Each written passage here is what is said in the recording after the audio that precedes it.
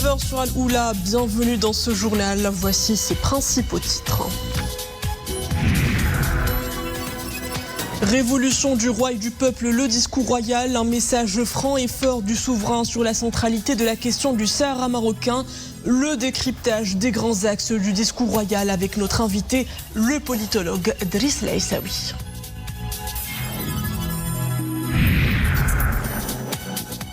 Le Maroc célèbre ses jeunes ce 21 août, un événement national qui met à l'honneur cette large frange de la population placée au cœur du processus de développement. Le point dans cette édition sur les initiatives royales entreprises en leur faveur.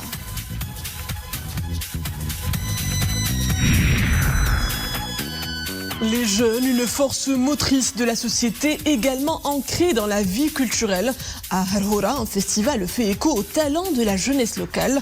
À l'affiche du Timarti Festival, une belle palette de spectacles, de la musique au théâtre, de quoi animer les longues journées d'été des habitants de cette commune paisible.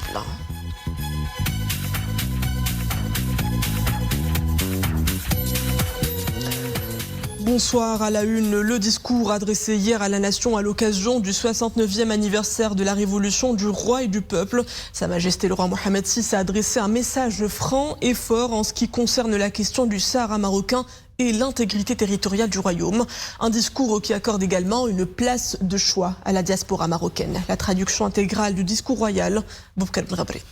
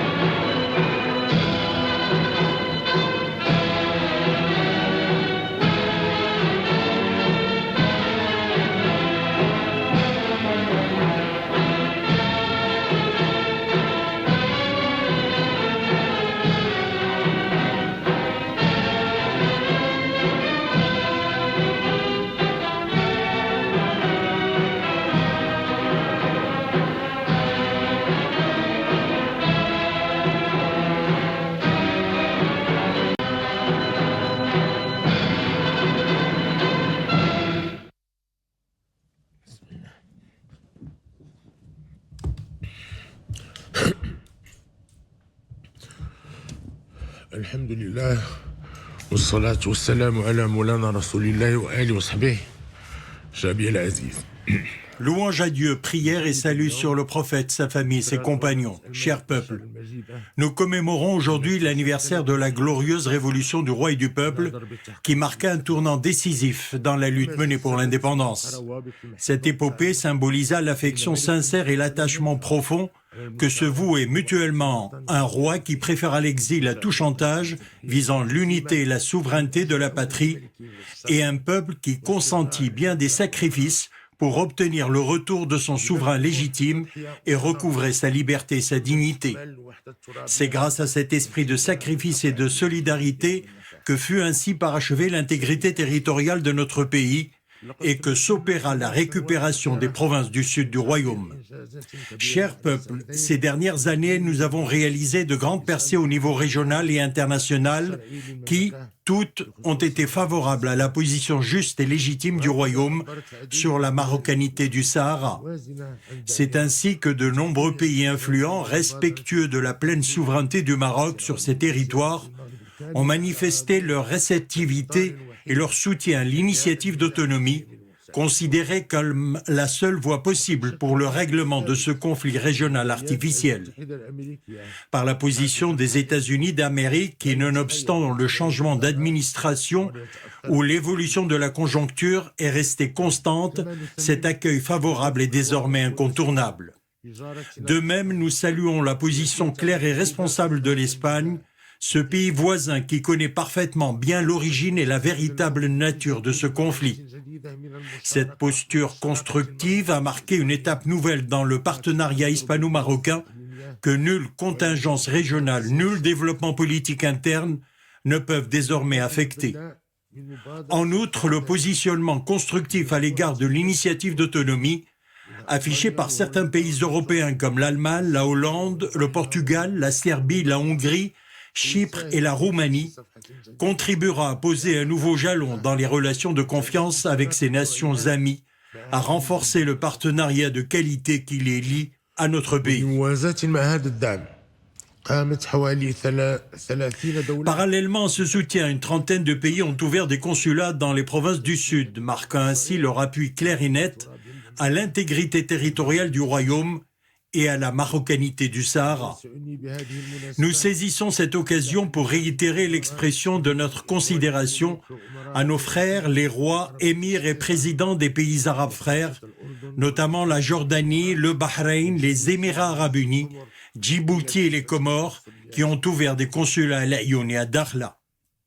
Nous remercions également le reste des États arabes qui ont constamment affirmé leur soutien à la marocanité du Sahara, et tout particulièrement les pays du Conseil de coopération du Golfe, l'Égypte et le Yémen.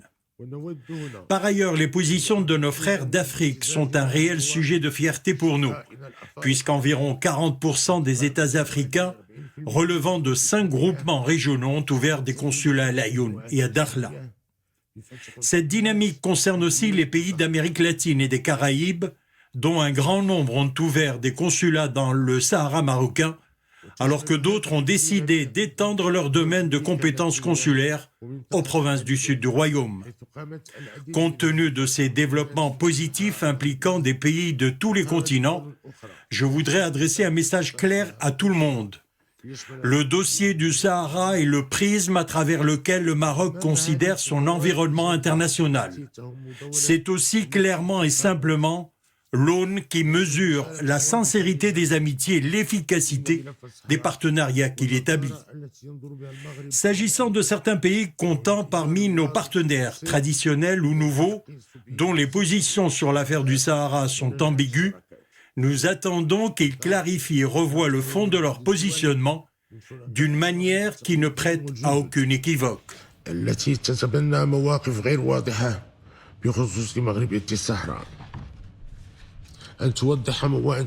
Chers peuples, un front interne uni et des Marocains entièrement mobilisés partout où ils se trouvent pour contrecarrer les manœuvres des ennemis, tel est le socle sur lequel doit reposer toute stratégie de défense de la marocanité du Sahara.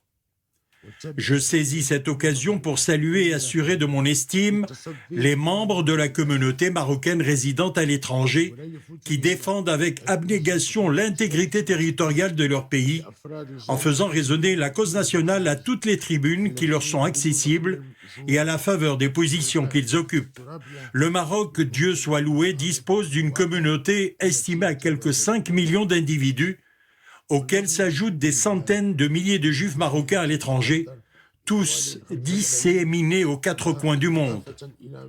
Dans ce domaine, les Marocains du monde représentent un cas d'exception si l'on considère la force du lien qui les unit indéfectiblement à leur patrie, leur attachement à ses symboles sacrés et leur engagement déterminé à défendre ses intérêts supérieurs, quels que puissent être les problèmes et les difficultés qu'ils affrontent.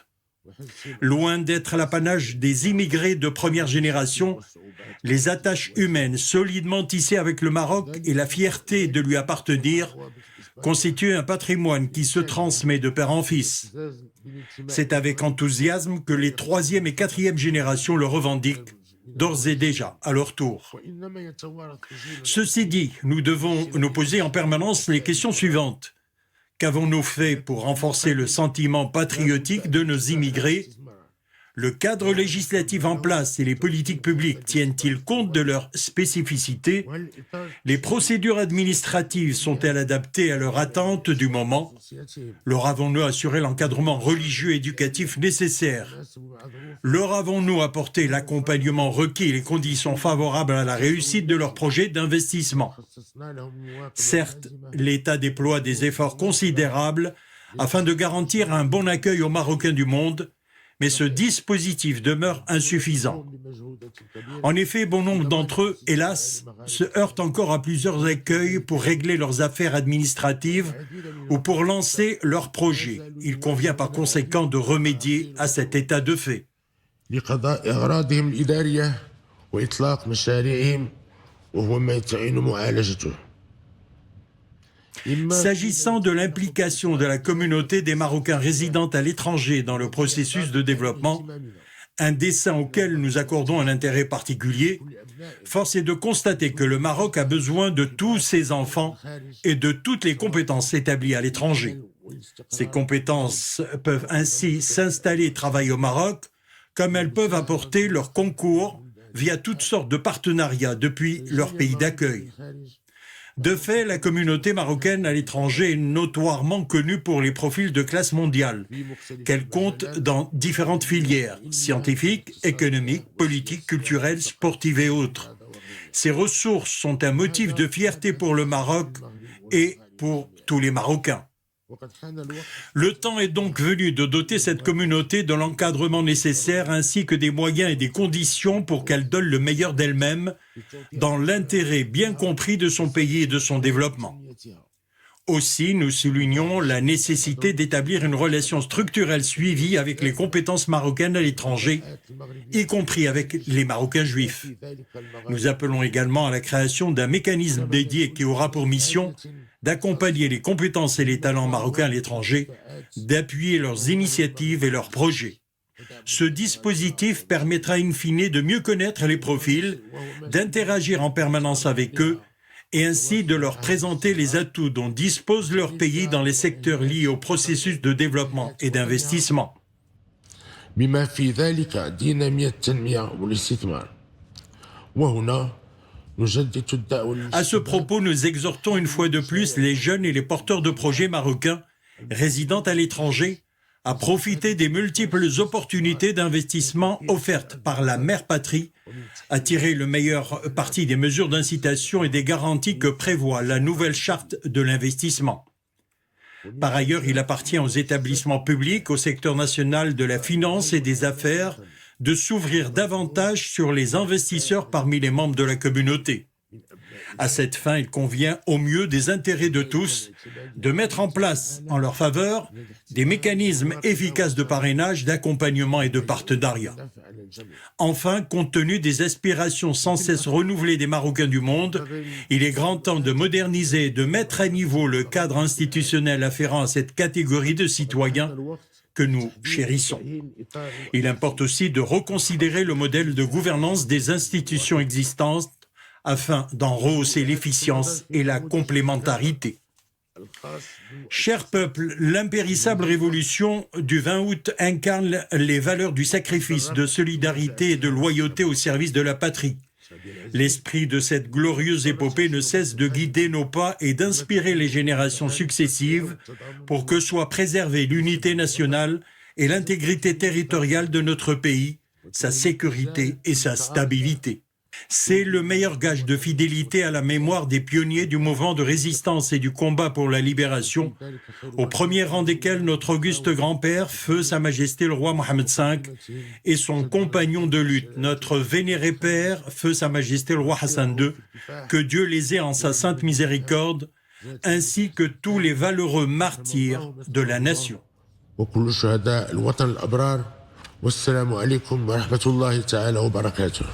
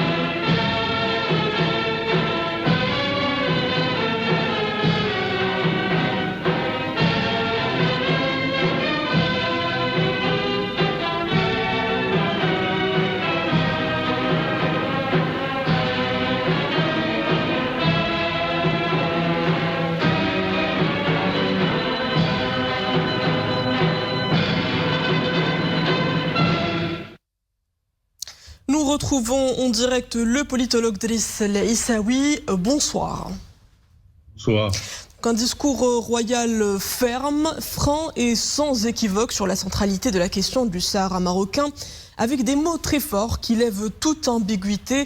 Je cite le dossier du Sahara et le prisme à travers lequel le Maroc considère son environnement international et l'aune qui mesure la sincérité des amitiés et l'efficacité des partenariats que le royaume établit. C'est clair et net, Driss El Issaoui. Absolument. C'est l'un des discours fondateurs du roi, de Sa Majesté le roi Mohammed VI, qui, à travers justement cette approche tout à fait novatrice, est en train de faire un bilan à sa manière, c'est-à-dire faire le bilan d'une affaire que les Marocains et les Marocaines de manière générale, considèrent comme étant la cause nationale première. Donc l'affaire du Sahara, c'est une affaire que les Marocains considèrent ainsi et surtout surveillent, suivent et apportent tous leurs efforts pour pouvoir justement faire en sorte que cette centralité, comme vous l'avez appelé, cette centralité soit véritablement une centralité réelle et de fait, et faire en sorte que cette centralité puisse jaillir sur d'autres affaires importantes de la nation marocaine. Donc, finalement, tout ce qui a été dit par Sa Majesté le roi Mohammed VI au niveau de ce discours est une aubaine. Est une aubaine parce que on en avait besoin, sincèrement. On ne peut plus entendre parler de l'affaire du Sahara en des termes techniques ou des termes complètement, vous savez, des termes qui ne donnent pas la vraie raison, la vraie considération que nous devons avoir de cette... Justement, Sa Majesté le Roi a pointé l'ambivalence, les ambiguïtés, voire le flou des positions de certains pays. Un appel royal franc à ces pays pour clarifier leur position concernant la marocanité du Sahara, c'est ça, oui? Absolument. Vous savez, il y a un certain nombre de pays qui considèrent qu'il est possible de jouer sur tous les tableaux possibles et imaginables, d'être ici et là, etc. Donc, mais je pense qu'il a lancé un appel très clair, un appel qui permet au Maroc de considérer son affaire à travers sa centralité, à travers le fait que c'est une affaire qui pourra aider le Maroc à se construire de manière efficace à l'avenir, mais surtout ne jamais céder sur le principal, à savoir l'intégrité territoriale de ce royaume.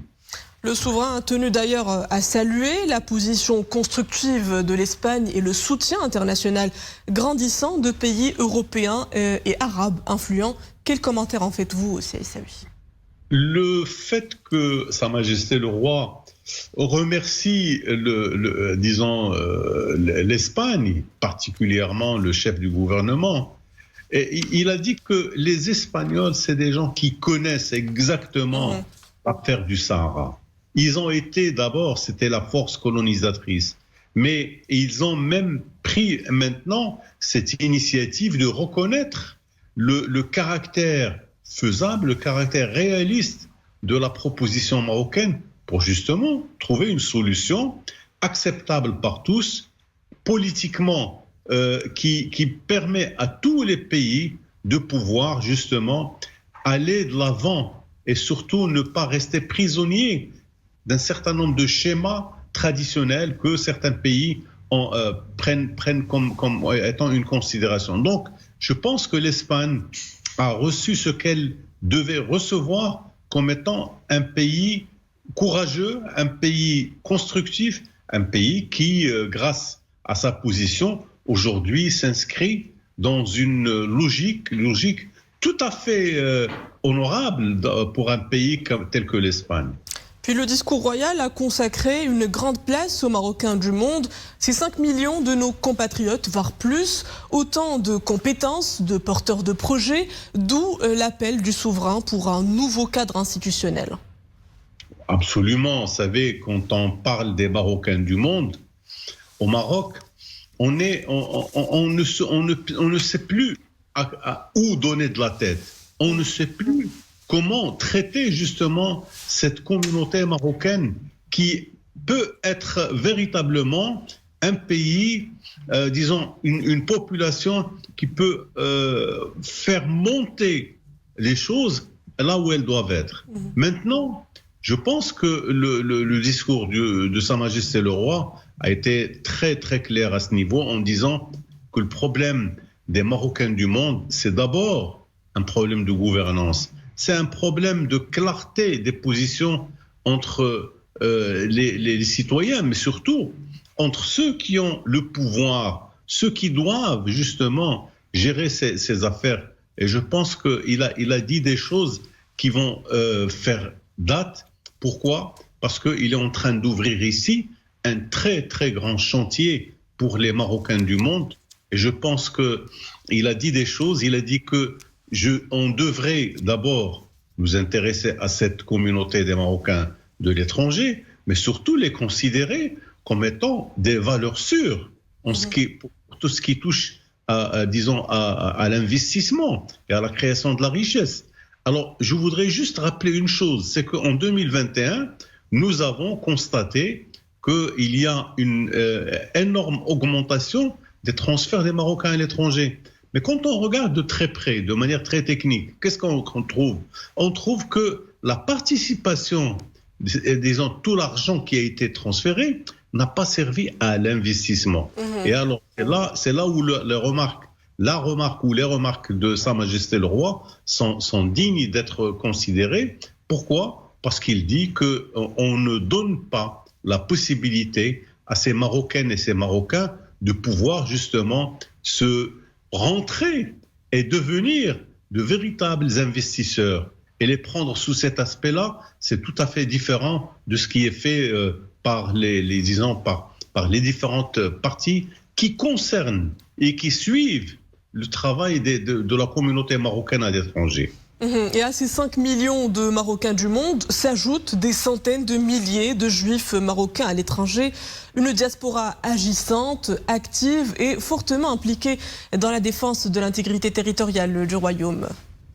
Heureusement que le Maroc dispose de cette communauté qui lui permet d'abord de défendre ses intérêts, de jouer le rôle d'avant-garde, un rôle de défense des intérêts suprêmes de cette nation. De toutes les manières, les Juifs font partie de cette nation. Dans l'histoire, quand on revient à l'histoire, on trouve que les Juifs ont toujours été présents. Et je pense qu'aujourd'hui, il faut compter avec eux. Il faut les considérer parce que ce sont de vrais investisseurs.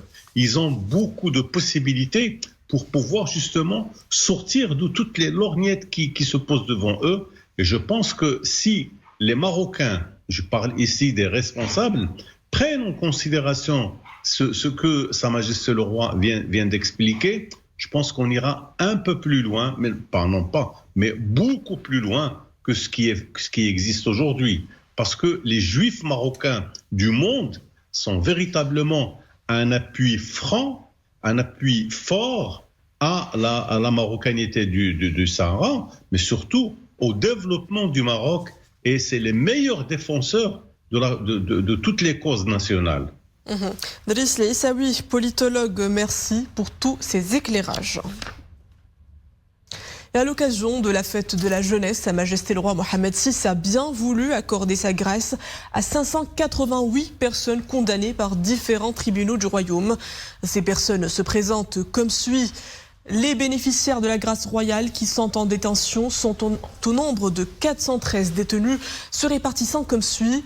Grâce sur le reliquat de la peine d'emprisonnement ou de réclusion au profit de 15 détenus.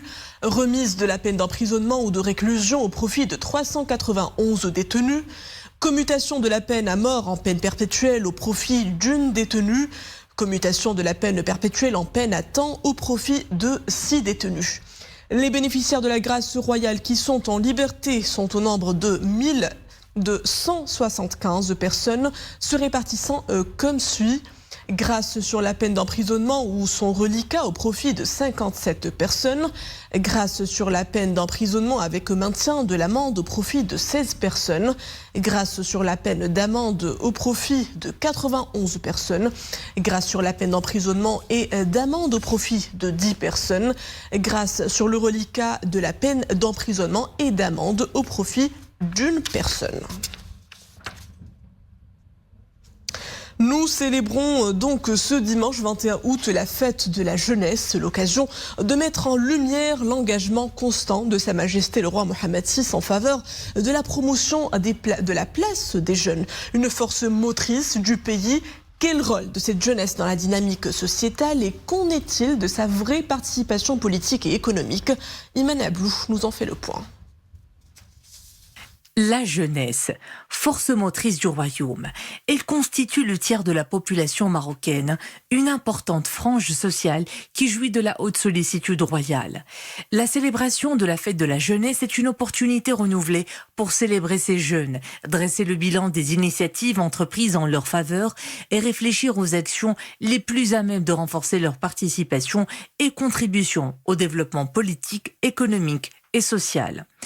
Depuis son accession au trône de ses glorieux ancêtres, Sa Majesté le roi Mohammed VI multiplie les initiatives et les gestes pour garantir l'épanouissement social et culturel des jeunes, protéger leur santé physique et mentale, les préserver de toute déviance et leur assurer des formations qualifiantes pour une pleine insertion socio-professionnelle. Un intérêt tout particulier est accordé dans ce cadre à l'enseignement destiné aux jeunes en leur offrant diverses opportunités d'apprentissage qui leur ouvrent la voie à des qualifications judicieusement adaptées, seul rempart pour les mettre à l'abri de l'ignorance et de la pauvreté et les protéger des tentations d'extrémisme et de repli sur soi. Centre de formation, de qualification et d'insertion pour jeunes, centre socio-éducatif, complexe socio-sportif, espace de prise en charge des jeunes souffrant de conduite addictive, espace dédié aux nouvelles technologies de l'information et de communication, autant de structures et d'initiatives qui consacrent la politique de proximité et l'approche royale d'un développement humain, inclusif et durable. Cette haute sollicitude royale envers les jeunes s'est aussi manifestée au moment de l'élaboration du nouveau modèle de développement. La commission spéciale sur ce modèle, créée par Sa Majesté le Roi, a ainsi veillé à ce que les jeunes soient impliqués dans le processus de consultation engagé et que leurs attentes et préoccupations soient prises en compte dans le rapport final de la commission. Selon ce rapport, le développement du Maroc repose sur une jeunesse libre, épanouie, compétente, entreprenante et citoyenne qui s'accomplit, réalise ses potentialités et contribue au développement de son pays. Aujourd'hui, les jeunes du Maroc sont appelés plus que jamais à s'investir de manière agissante et constructive dans les transformations que connaît la société. Une société où la jeunesse, attachée aux constantes de la nation et ouverte aux idéaux universels, a son mot à dire pour l'édification du Maroc de demain. Une jeunesse ambitieuse, innovante et de plus en plus animée par le désir d'entreprendre. L'engouement des moins de 30 ans pour la création d'entreprises se confirme. Focus ce soir sur cet énorme potentiel d'investissement porté par nos jeunes entrepreneurs dans divers secteurs de l'économie nationale. Une effervescence nourrie par le climat d'affaires favorable qu'offre le royaume sous la conduite de Sa Majesté le Roi. Samiras Ben Adnan El Harras et Iman Ablou. S'installer à son propre compte, un rêve que caressent beaucoup de jeunes. Des jeunes bardés d'idées et d'initiatives. Mais l'aventure n'est pas toujours dépourvue de difficultés. Pour pallier à ce constat, des programmes en leur faveur sont lancés, comme le programme intégré d'appui et de financement des entreprises. Emine en a bénéficié. Entrepreneur de son état, il évolue dans le domaine de l'agriculture moderne. L'idée repose sur des solutions innovantes pour aider les agriculteurs à rationaliser les ressources en eau. 80% des agriculteurs souffrent de pénurie d'eau, un problème qui ne fait que s'accentuer. 40% de la récolte se perd à cause de cette situation. C'est un défi majeur auquel notre entreprise entend contribuer à résoudre. Le Maroc a accompli des efforts salutaires pour accompagner les jeunes dans la création de leurs projets. Plusieurs programmes ont été lancés, comme Tamwilcom ou encore InnoStart, un vrai coup de pouce aux jeunes par un encadrement pédagogique et technique. Les mêmes ambitions sont nourries par Sarah. La trentaine, elle aussi s'investit pleinement dans l'auto-emploi. Après une bonne étude du marché, elle décide de créer une plateforme digitale de vente de produits de terroir. Un marché en ligne fait des produits 100% made in Morocco. C'est un marché en ligne qui propose la vente de produits 100% fabriqués au Maroc. Je cherche des marques et des labels selon leur qualité avant de les mettre en vente sur mon site. Je veux aussi encourager les clients marocains à se tourner vers des produits locaux. Des marques من بلادنا. Autre terrain d'investissement et de créativité, le tourisme, qui séduit visiblement les jeunes porteurs de projets. Zakaria a développé une plateforme digitale spécialisée dans les services touristiques. Son projet a bénéficié du programme intégré d'appui et de financement des entreprises.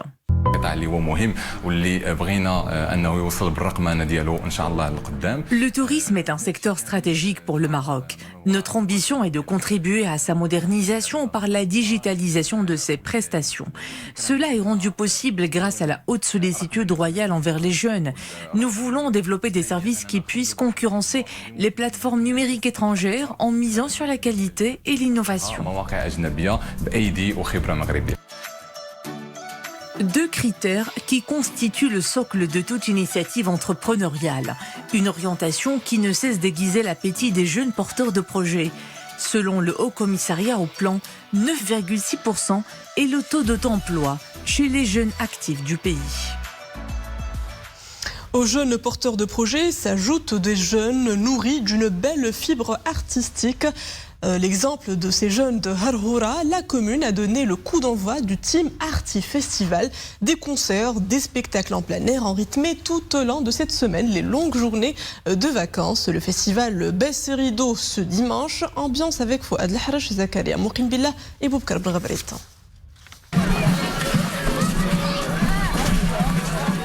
Déguisés en costume traditionnel de l'Asie du Sud-Est et déambulant dans une procession d'éléphants, ces artistes en herbe donnent un aperçu des cultures du monde.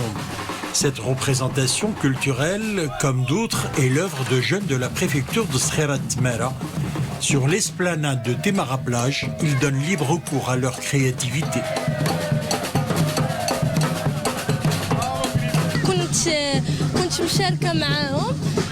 C'est une belle expérience que cet événement. Le mérite revient à notre encadrant qui nous a encouragés à monter cette prestation.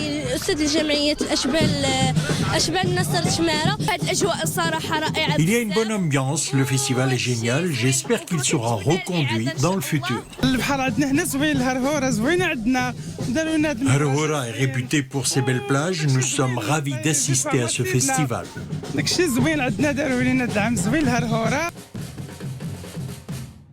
La musique et les spectacles de rue ne sont pas en reste. En plus de la présence de chanteurs marocains de renom, le Team Arty Festival fait la part belle au groupe de percussion et à la musique populaire.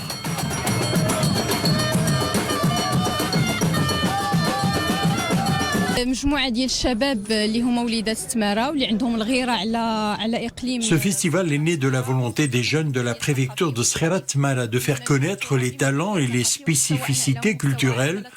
En tant qu'acteurs politiques et locaux, nous avons pleinement adhéré à cette initiative.